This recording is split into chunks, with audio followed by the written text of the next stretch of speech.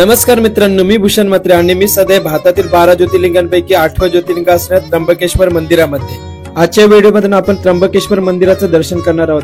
तसेच तुम्ही त्र्यंबकेश्वरला कसे पोहोचाल, इथे राहण्याची काय व्यवस्था आहे, खाण्याची काय व्यवस्था आहे, याची सर्व इन्फॉर्मेशन तुम्हाला या व्हिडिओमध्ये देणार आहे. तर व्हिडिओला तुम्ही शेवटपर्यंत नक्की बघा. व्हिडिओ आवडल्यास व्हिडिओला लाईक आणि शेअर करायला विसरू नका. तर चला करूया त्र्यंबकेश्वर महादेवाचं दर्शन. पूर्वाभिमुख असलेल्या त्र्यंबकेश्वर मंदिराची रचना गर्भगृह, अंतराल, महामंडप आणि मुखमंडप अशी आहे. महादेवाच्या 12 ज्योतिर्लिंगांपैकी त्र्यंबकेश्वर मंदिरापर्यंत तुम्ही सहज पोहोचू शकता. त्र्यंबकेश्वर मंदिरापर्यंत पोहोचण्यासाठी जवळचं रेल्वे स्थानक आहे ते म्हणजे नाशिक. सगळ्या छोट्या मोठ्या शहरापासून नाशिक पर्यंत येण्यासाठी ट्रेन अवेलेबल आहेत. नाशिक बस स्टँडवरून त्र्यंबकेश्वर मंदिरापर्यंत जाण्यासाठी डायरेक्ट बस मिळून जातील. आणि तेच जर तुम्ही प्रायव्हेट कारने येत असाल तर नाशिक पासून त्र्यंबकेश्वर मंदिर हे 30 किलोमीटर अंतरावर आहे.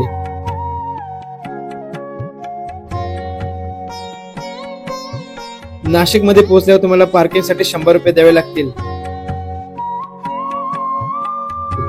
नाशिक सारखे त्र्यंबकेश्वर मध्ये सुद्धा राहण्यासाठी बरेच सारे ऑप्शन आहेत. त्र्यंबकेश्वर मध्ये हॉटेलमध्ये रूम तुम्हाला साधारण 800 ते 1000 रुपयापर्यंत मिळतील. तेच जर तुम्ही धर्मशाला मध्ये राहत असाल तर 300 ते 500 रुपयापर्यंत तुम्हाला रूम मिळून जाईल. त्र्यंबकेश्वर मंदिराजवळ बरेच सारे हॉटेल्स आहेत आणि तेथे तुम्हाला चहा, नाश्ता आणि जेवण मिळून जाईल. त्र्यंबकेश्वर मंदिरामध्ये दर्शनासाठी 2 ऑप्शन आहेत. पहिला म्हणजे व्हीआयपी दर्शन आणि दुसरा आहे तो म्हणजे नॉन व्हीआयपी दर्शन. मंदिराजवळ पोहोचल्यावर समोरच तुम्हाला मंदिराचा उत्तर महाद्वार दिसून येईल. जर तुम्ही व्हीआयपी दर्शन करत असाल तर तुम्हाला ह्या द्वारातून दर्शनासाठी प्रवेश दिला जाईल. त्यासाठी तुम्हाला 200 रुपये पर पर्सन साठी डोनेशन पास घ्यावी लागेल.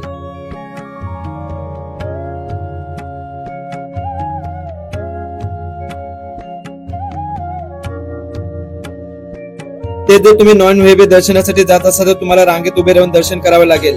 मात्र पुढे जाऊन मंदिराच्या सभा मंडपात व्हीआयपी आणि नॉन व्हीआयपी एकाच रांगेतून दर्शन करावं लागतं. महादेवाच्या दर्शनासाठी माझ्याकडे बराच वेळ आहे, त्यामुळे मी पण नॉन व्हीआयपी रांगेतून दर्शन घेण्यासाठी आलोय. आज आहे सोमवार आणि सकाळचे वाजले 7:30 आणि तुम्ही पाहू शकता आज पण दर्शनासाठी किती गर्दी आहे. ह्या रांगेतून दर्शनासाठी कमीत कमी 2 तासापेक्षा जास्त वेळ लागेल. पण मंदिरामध्ये बसण्यासाठी चांगली व्यवस्था केलेली आहे, त्यामुळे तुम्ही आरामात दर्शन करू शकता.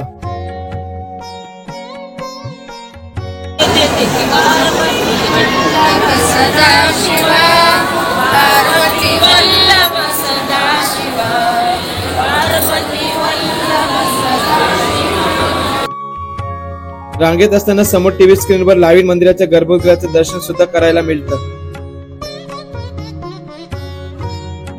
त्र्यंबकेश्वर मंदिराचं गर्भगृह जास्त खोल असल्यामुळे वरती एक आरसा लावलेला आहे, ज्यामध्ये तुम्ही सहजपणे महादेवाच्या शिवलिंगाचं दर्शन करू शकता.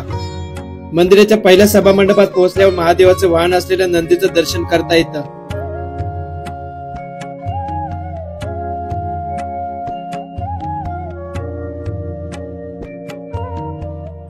त्र्यंबकेश्वर येथील शिवलिंगाला अंगठ्याच्या आकाराच्या 3 कपार आहेत, ज्यात त्रिमूर्ती म्हणजे ब्रह्मा, विष्णू आणि महेश विराजमान आहेत.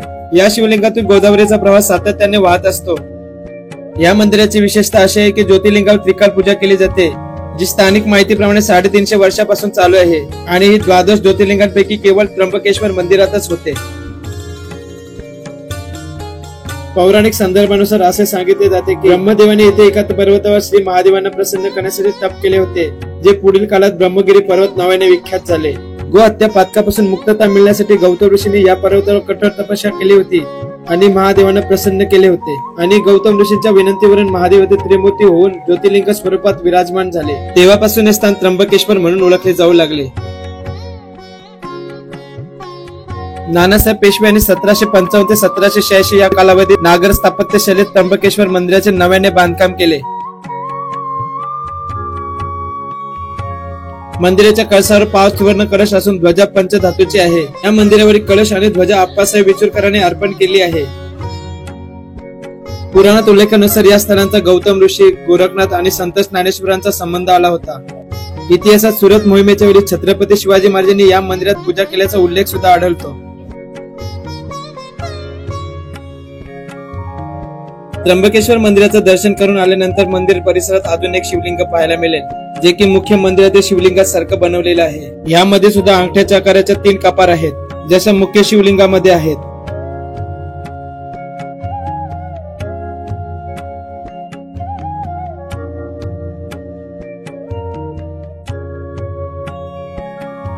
मित्रांनो, ही व्हिडिओ तुम्हाला कशी वाटली कमेंट मध्ये जरूर कळवा. व्हिडिओ आवडल्यास व्हिडिओ लाईक आणि शेअर करायला विसरू नका.